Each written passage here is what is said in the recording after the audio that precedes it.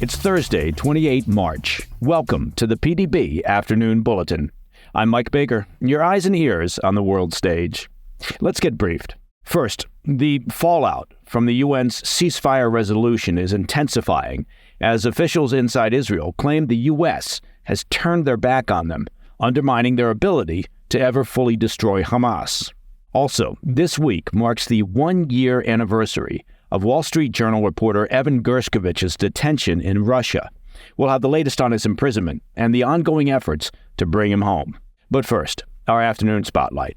The tension between Israel and the U.S. is growing in the wake of Monday's UN Security Council resolution calling for a ceasefire in Gaza, the first that the U.S. allowed to pass through the international body. Now, officials inside Israel are expressing doubts for the first time that they will be able to fully destroy Hamas through their military campaign in Gaza.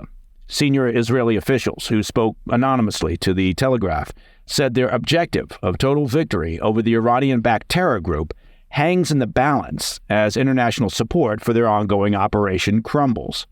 They said that 4 out of the original 24 Hamas battalions remain completely untouched as they hide inside the southern Gaza city of Rafah, which Israel is still planning to invade.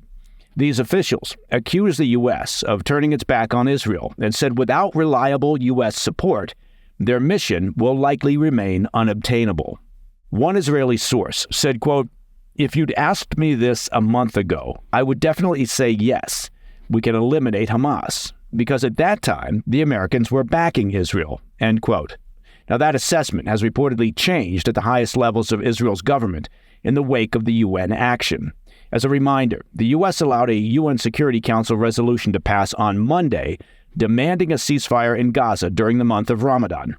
Unlike previous votes, the U.S. abstained rather than using its veto, making it the first resolution demanding a ceasefire to pass at the Council after 4 previous failures. That vote brought Israeli-U.S. relations to essentially a new low, prompting Israeli Prime Minister Netanyahu to lash out at the Biden administration for retreating from their position of full-throated support for Israel. He also canceled a planned delegation to Washington that President Biden had requested only last week, and blamed the UN vote for the breakdown in temporary ceasefire negotiations this week. On the U.S. side, officials have been growing increasingly frustrated with Netanyahu's leadership over the spiraling humanitarian situation in Gaza. The Biden administration is desperate to prevent Israel from launching a full-scale invasion of Rafah and is attempting to push alternative strategies. The Biden administration is also desperate not to lose support from its base as they head into the November presidential elections with low approval ratings. An anonymous Israeli source told The Telegraph, quote, "The pressure is mounting on Israel to reach some sort of a deal, which means Hamas could survive. Both Hamas and the Iranians are planning on that," end quote. Israel maintains that their only option is to attempt to eradicate the remaining Hamas battalions inside Rafah or risk allowing the group to re-strengthen.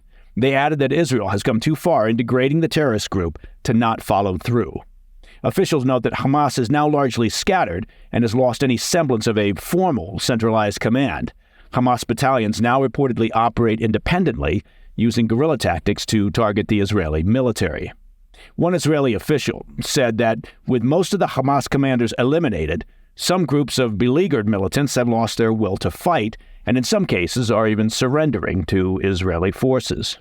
Still, Israel says their ability to deliver the final death blow to Hamas hinges on going after the Hamas structure now hiding in Rafah, which is becoming harder to justify as the international community turns against them.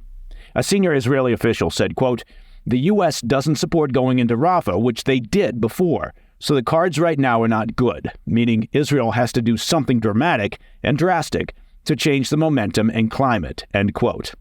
The reality is that Israel has little ability to change the momentum and climate.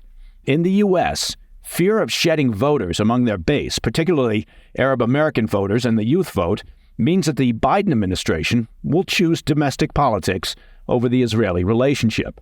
And on the international front, the sad reality of civilian casualties, combined with anti-Israel or anti-Semitic attitudes, means that the narrative will continue to minimize the horror of the 7 October slaughter, not to mention the continued threat to Israel's existence by Hamas and their puppet masters Iran, in favor of villainizing Israel for a war that they did not start, but are now expected to walk away from.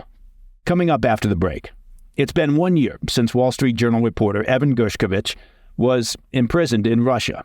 We'll have the latest regarding his detention and the ongoing efforts to bring him home. I'll be right back. Welcome back to the Afternoon Bulletin. This week marks the 1-year anniversary of the arrest of Evan Gershkovich. He's the American Wall Street Journal reporter who's currently being held in Russia on espionage charges. To bring you up to speed, Gershkovich was detained in Russia by the country's Federal Security Service, the FSB, back in March of 2023. It was and remains a major story and international incident because it marked the first arrest of a U.S. journalist in Russia on spying accusations since the end of the Cold War. Since his arrest, the story, unfortunately, has largely fallen out of the mainstream press. Russian authorities alleged that Gershkovich was collecting, quote, secret information about a Russian defense company. If he's convicted of the crimes of which he's accused, he could face up to 20 years in a Russian penal colony. However, both he and his employer, the Wall Street Journal, as well as the U.S. government, have strongly and consistently denied these accusations, labeling them as baseless and demanding his immediate release. The arrest has been perceived as part of Russia's broader crackdown on independent journalism and has led to fears of heightened risks for foreign correspondents in the country. And of course, Putin's regime has a habit of detaining individuals to be used as bargaining chips when opportune. The case quickly gained international attention, drawing criticism from various organizations and governments worldwide, including the White House and the European Union. The U.S. State Department went as far as officially designating Gershkovich as wrongfully detained.